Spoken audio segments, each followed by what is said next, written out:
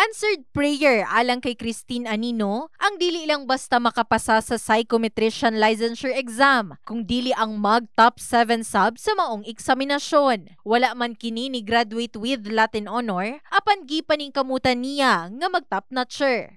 So I kept praying for it kasi yun nga po yung naging mantra ko, never limit your prayers.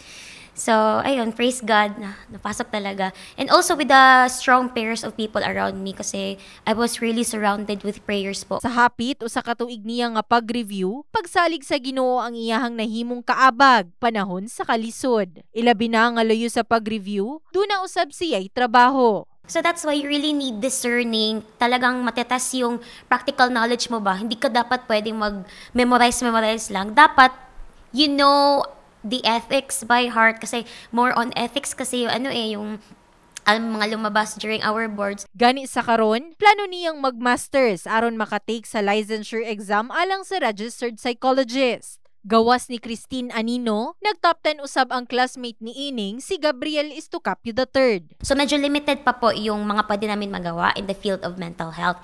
But when you are a registered psychologist, iba din po kasi yun. In order to take that board exam, kasi it's a separate board exam po, kailangan may masters ka. So that's why I'm planning to take my masters very soon. Sulod sa 10,717 nga nag-exam, usab sa 7,478 ang pasado sa psychometrician licensure exam.